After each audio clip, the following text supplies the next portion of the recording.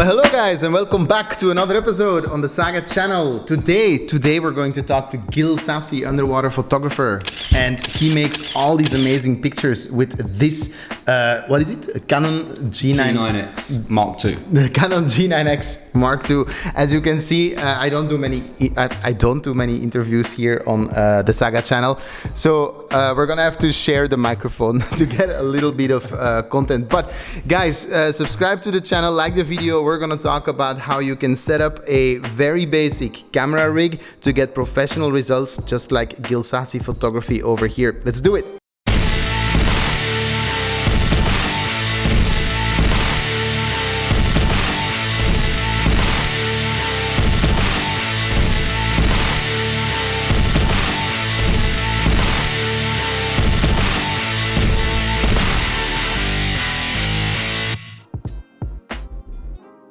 Gil, welcome to the SAGA channel. Thank you for having me. Appreciate it. You're very welcome. I feel very awkward passing this microphone back and forth. Yeah, that's all right. We're going to look silly, but it's fine.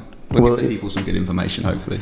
Yeah, let's hope so. So, Gil, I'm passing some photos of yours on the screen so the viewers can get an idea of what you do. I'm a big fan of your work. I've also been a model for you. You have a very good one at that, Ed. Of course. It's that hair. And so I'm immediately going to give a shout out. Guys, Instagram at Gil Sassi Photography. I'll put it here. Go follow, go have a look. But one thing that is that I'm very big about, and people who follow the channel know this, I think that the equipment does not matter. There's videos on this channel about using GoPros to make semi-professional looking content. There is also a video on this channel which I'll link below with Tom StGeorge, who is on the opposite end of the spectrum, has all the toys and trinkets, and is, you know, National Geographic published photographer and whatnot. You're, I think, somewhere in between on the spectrum between a GoPro and the high end. What are you packing? Okay, so I am shooting with a Canon G9X Mark II. Inexpensive. We'll talk about the price of everything afterwards, but it's a very inexpensive compact camera, but it has full manual function, so that's important. In terms of the housing, this is a Fantasy line FG9X housing. We've got a CNC YS02 strobe, which is a kind of lower end strobe on the CNC kind of list. The most expensive item here is this. This is the Fantasy UWL09F wide angle lens, and it's a game changer for portrait photography underwater. And finally, we've got a little a macro lens here for shooting little critters. This is made by Inon. It's a +6 diopter, so not particularly powerful, but it is good quality and also very, very kind of friendly, budget friendly. Super cool. And so, yeah, as I said earlier, one of the things that I really believe in on this channel is that to be a good photographer, and so by extension a good underwater photographer, it doesn't matter too much. You said, yeah, you need to have access to manual function just to make sure you can maximize it. What is your main reason for kind of sticking with your Canon G9X? Well, firstly, the reason I got it in the first place was because it provides really great quality images and it's super budget friendly. I've got the money to kind of go and splash out on a $20,000 rig yet, but this provides me with everything I need, and the kind of the comments that I get from other photographers and my peers, a lot of them are like, you know, really happy with the images. My clients are really happy with the images. So for the time being, it's really all I need.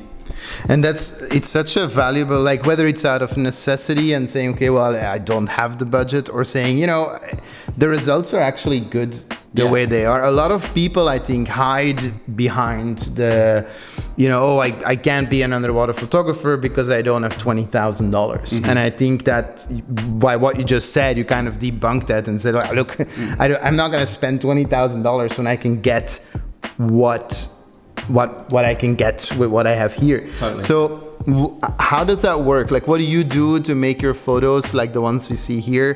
Like, how do you do it? How do you get these photos with this? Okay, so all the secrets. Yes, all the secrets. Yeah. Right. So the first thing is that you've got to have some kind of knowledge on how to use the manual settings on a camera. But this is a compact camera, so it's like fairly simple and easy to use. Whilst it's a budget-friendly camera, it is still does produce high quality images. The sensor is powerful. It's not like huge in terms of megapixels. It's like somewhere between 20 and 24 megapixels. But you've got to know how to use the manual functions. Once you've got to grips with that, the next thing is to learn composition a little bit in the water. You need to be a good enough diver to be able to dive well and manage your equipment, and then get good at composition. I started with the GoPro. Just the GoPro photos aren't fantastic. They're great for video, but not necessarily for photos, I think. But great to just start with a GoPro and figure out where you need to be in the water to get your subjects to look as good as they can be. Then I upgraded to this kind of setup. Once you start getting the composition right and the image clarity the way you want it, then it's really about getting good in your editing software. So you've got to. I use Lightroom and Photoshop, and once you can learn those and really get as much as you can out of those, you can really make your photos pop. I think you mentioned image clarity earlier, and I can imagine that a lot of the people watching this video are thinking, yeah, but that's my main problem. Like a lot of people struggle with that, like getting actual crisp, non-blurry, backscattery looking images. Mm-hmm. Do you have any tips or tricks on how to achieve that? Well, backscatter is definitely underwater photographers' kind of biggest pain in the ass. It's one of those things really annoying. One of the best things that you could, it mostly shows up when you're using a strobe. And one of the best things that I was taught by another photographer when I started was to actually change the position of your strobe so that you're not kind of lighting up the backscatter in front of your subject so much, because it really affects the image. So I can show you, typically if I move the strobe around, if my image is directly here and there's a bunch of backscatter in the water, this is just going to blow it all up. You're going to see everything. If you because the strobe illuminates in this kind of fashion, sorry, touching the mic. If you point it up slightly, the most powerful part of the light will shoot up there away from anything that you want to see, and it will just still get the light coming down in front of the subject, but without the backscatter won't be illuminated. And that was a game changer for me. Now, obviously, when the water is really messy, you're still going to get some, and then you're going to decide once you review the image, yeah, I can edit this in Photoshop, Lightroom, or not. But you would say, and every time it comes out of camera, it needs a little bit of love, right? Yeah, I don't think I've ever put out an image straight out of the camera for underwater photography. It always needs some love in post. So I use, like I say, Lightroom and Photoshop. Other people use other stuff, I think. But yeah, it always needs a bit of help. So because people are of course wondering now, what is this, because we're talking about budget professional photography, what are we looking at price wise? Yeah. Okay. So brand new, this camera, you can buy it for, I think, $460. Now, I actually bought mine on eBay because I was, tight and really wanted to save money at the time when I bought this a couple of years ago. And I bought two of them, and they were each, I think, $200 US. So nice. I got two of those for $400, and I bought two just in case the housing ever floods. I wanted to make sure that I had a backup. That's great. A lot of, I think, people who buy the very expensive $2,000, $3,000, $4,000 photo cameras, they're not, then it's even harder to do that. Yeah, for sure, 100%. So yeah, but if you want to get a brand new one, that would be about $460 US. The housing, I just checked a few minutes ago. This is now cheaper than when I bought it. You can get it for $360 on Amazon, which is so cheap. It's fantasy, right? Yeah, it's a fantasy line. G9X, I think, is the model housing.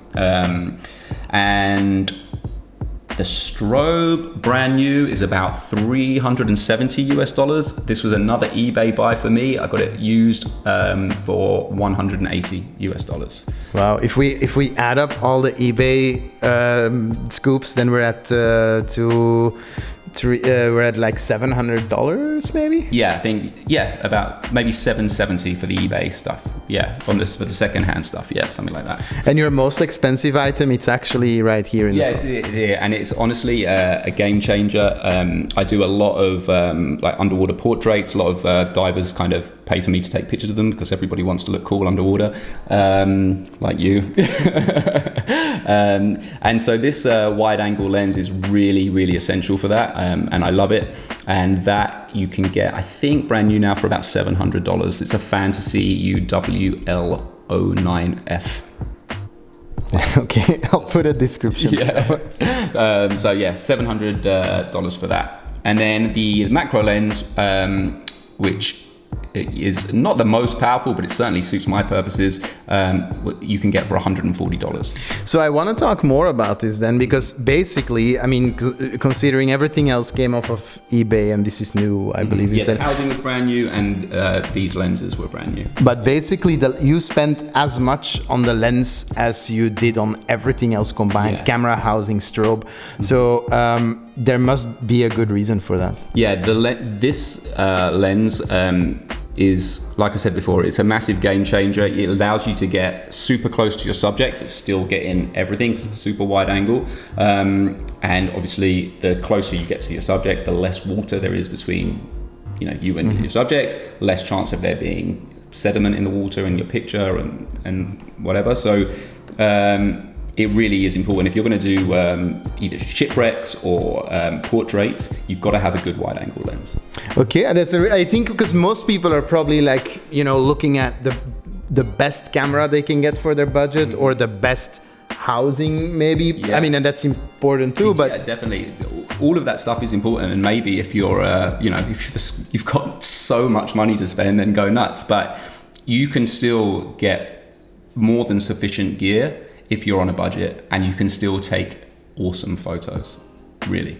That's super cool. I always like to think that a lot of people who watch this video are kind of, into underwater photography, or maybe thinking of getting into it or aspiring to become a professional underwater photographer. You mentioned clients, so you do a lot of shoots for like portrait shoots for people, which is a very specific niche. Some people are wildlife photographers. I think you're definitely into portraits, right? Yeah, I mean, I really enjoy shooting wildlife. So whenever I'm not doing shoots for clients, then I'm out there trying to take photos of all the marine life I can really see. But most of my work is now, because that's what I do, is normally with people. Okay, super cool. You mentioned the post-production. What's your post-production workflow? Okay, yeah. So the first thing that I do is I just open all the images on Windows Explorer. And I normally delete about 70 to 80% of what I've taken, because they do. Every shot that you take underwater is typically has an adjustment in settings required, and you say just like, I know that's not going to be good. Change the settings, carry on. So I delete about 70 to 80%. Then whatever is remaining that I think, this could potentially be a good image, I export all of that into Lightroom. I'll spend the bulk of my time in Lightroom editing the images, and then I'll move them often into Photoshop for the last thing, like removing dust and scratches, bringing out a bit more color. Photoshop is a bit better for that, although you can do really good stuff in Lightroom as well. Really that's all I do in Photoshop, mostly dust and scratches and like a little bit of color enhancement.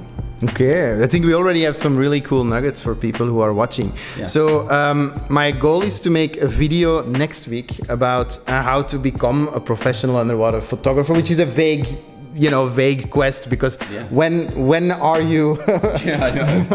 I mean, we've spoken about this. Yeah. Like, I still feel like I suffer massively from like imposter syndrome in this, because I started out as a hobbyist, just doing it for fun, and it was really just like by chance that people at a dive shop, the Bay Islands College of Diving, I hope I can mention that, spotted the work and asked me to kind of work for them, and so I was really lucky and grateful for that. But I still kind of feel like, wow, what was the moment that this actually happened? But so you are getting paid to take underwater photos? Yeah, which people say by definition means you're an underwater photographer. I guess I am. I don't know what else is, but I would like to throw one more challenge your way, because one thing that is also kind of, people would consider you're a professional when is maybe when you get your work published, or there's different definitions, right? I think Tom StGeorge, and I'll link the video below, mentioned for him was when he got published in I think it was like National Geographic or something. And I said now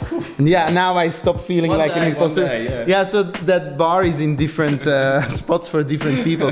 But what I would like to do is put you in touch with somebody that I know who like makes dive equipment, because I shoot for them, and we're gonna go out for a day. You're gonna shoot for them instead, and I'm gonna have them review your photos and make sure they get published by them. That would be awesome. Yeah, love that. And because I think that's part of it too. It's like you gotta kind of know a little bit of people. You gotta do it a lot and grab opportunities, I guess. Definitely, 100%. And I mean, I've seen the images that you take for the different people that you work for. So now I've got a challenge accepted. Yeah, but that's gonna be super cool. And so that's what I would like to do. This video we've talked about which relatively entry-level dive gear definitely entry-level, Gil Sassi, professional photographer, uses. And I guess next week we're gonna put that to the test together. And we're gonna get some professional dive equipment photo shoots going. Yeah, sounds great. Sounds good. Sounds awesome. Gil, thank you so much for being here. Thank you for spilling the beans on the secrets, or some of the secret sauce. People need to do the work also, I guess. Yeah, definitely. You think you need to spend a lot of time learning how to use the camera, and really putting in some effort into using the editing software. Get that down and your images will go through the roof. I agree. Guys, thank you so much for watching. As always, you need to subscribe to the channel, you need to like this video and share it with your auntie and your neighbors. And for instance, if your auntie is, maybe your auntie is a scuba diver. And I'll see you guys next time.